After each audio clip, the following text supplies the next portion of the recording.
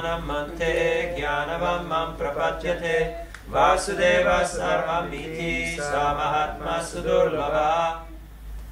After many births and deaths, he who is actually in knowledge surrenders unto me, knowing me to be the cause of all causes and all that is. Such a great soul is very rare. Om Ajnanatimirandasya Gyananjana Shalakaya Chakshurumilitam Yena Tasmai Shri Gurave Namaha. Shri Chaitanya Manobhishtam Stapitam Yena Bhutale Swayam Rupa Kadamayam Dadati Swapadantikam. Jaya Shri Krishna Chaitanya Prabhu Nityananda Shri Advaita Gadadhar Shiva Shri Gaur Bhakta Vrinda.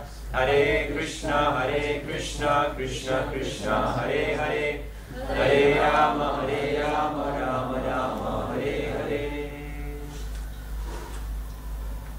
We're very happy and grateful to be here today amongst all of you. In this section of Sri Chaitanya Charitamrita, the liberation of Sarvabhauma Bhattacharya is discussed. Sarvabhauma Bhattacharya was not only the foremost scholar of his time, but he also was the spiritual master of the king, King Prataparudra. So as such, he was the most exalted and learned personality in the kingdom, and he was instructing countless sannyasis in the science of Vedanta. Now, one might say, how is this? Because Sarvabhauma Bhattacharya, he's a grihastha. How can he instruct the sannyasis? But somebody who has spiritual knowledge, irregardless of his or her social status, of his or her position in the Varnashram system, can become an instructing or even an initiating spiritual master. So we can see how this culture has been practiced. So Sarvabhauma Bhattacharya, he was a devout follower of rules and regulations, because being a Mayavadi and following the Smarta path, he was strictly following all the injunctions and all the different teachings of the Vedic literatures. If you happen to pick up one of those books, you will see that just reading it gives you pain in your passionate mind, because things move very slowly. Just to come to the point where you get out of bed or where you get out of your room, you have to do a lot of mantras, yantras, tantras, throw water in all different directions and do so many different things, which nowadays for us is very difficult to do.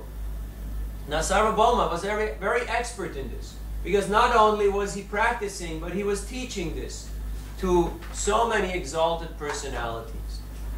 But when he met Sri Chaitanya Mahaprabhu, Chaitanya Mahaprabhu came to Puri, and Sarvabhauma Bhattacharya had found him in the temple of Jagannath, being so much enwrapped in ecstatic emotion that he actually fell to the ground lifeless.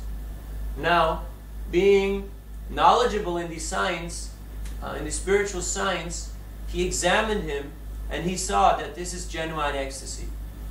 This person is not just faking it. Like sometimes you go to India and there is some kirtan going on, and some people start rolling on the ground and they start, doing all the different things people do.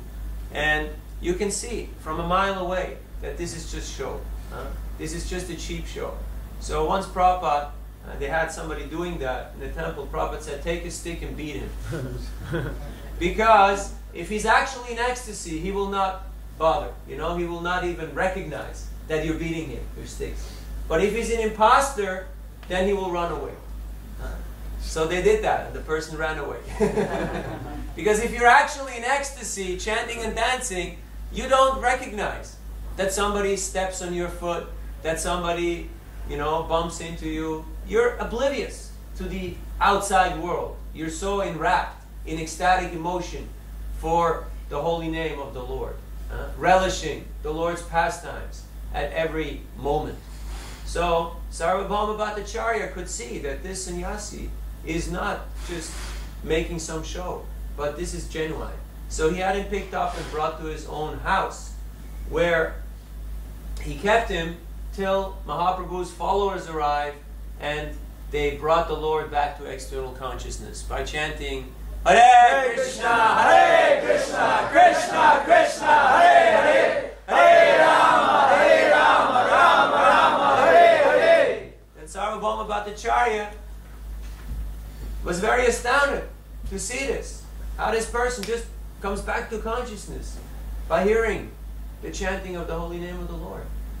And he asked the Lord, what is the situation?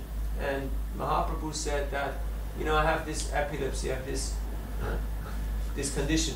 So sometimes it happens. I cannot control myself.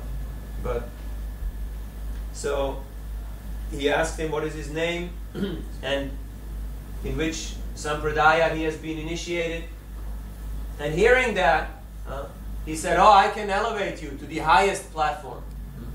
You just come to me and follow my teachings, and I will elevate you to the highest platform.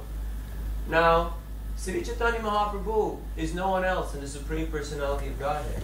Sri Krishna Chaitanya Radha Krishna Nayanya. He has appeared to bestow the nectar of the loving pastimes of Radha and Krishna. Now, he could have just smiled at him and said, like, you know, common people do in this world, don't you know who I am? Don't you know who I am? But he didn't do so. He said, yes, very nice. I will come and follow your instructions. I will come and take teachings from you. Because Sarvabhauma Bhattacharya was so respected. He was worshipped. He was in such an exalted, such an elevated position that he would not accept.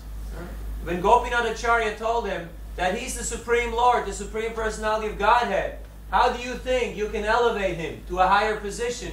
He said, I do not accept this. Where in the scripture does it say that there is an incarnation in Kali Yuga? There is no incarnations in Kali Yuga. I do not accept this. So Mahaprabhu saw that his mind was not in a humble state. He was not able to appreciate and to accept him. So what did he do? He took the humble position. And he sat on the ground. And Sarvabhauma Bhattacharya sat on the asana, on the Vyasasana, and he was speaking to him Vedanta for 7 consecutive days.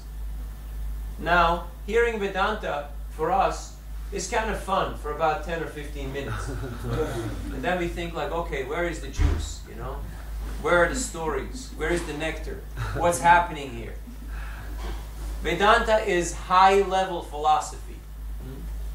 Now, Mahaprabhu, he sat down for 7 consecutive days and heard Sarvabhauma Bhattacharya speaking Vedanta like the raging wind.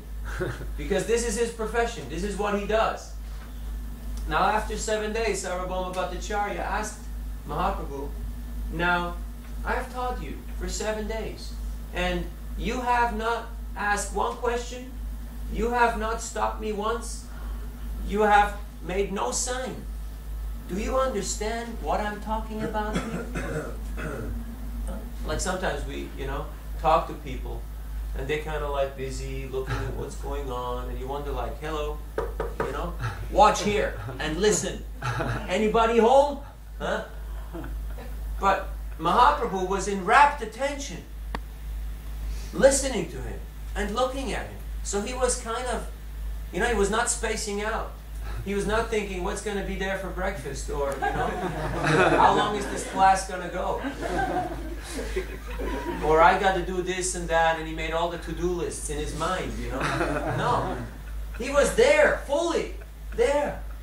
So he was kind of perplexed. Is he getting it or not?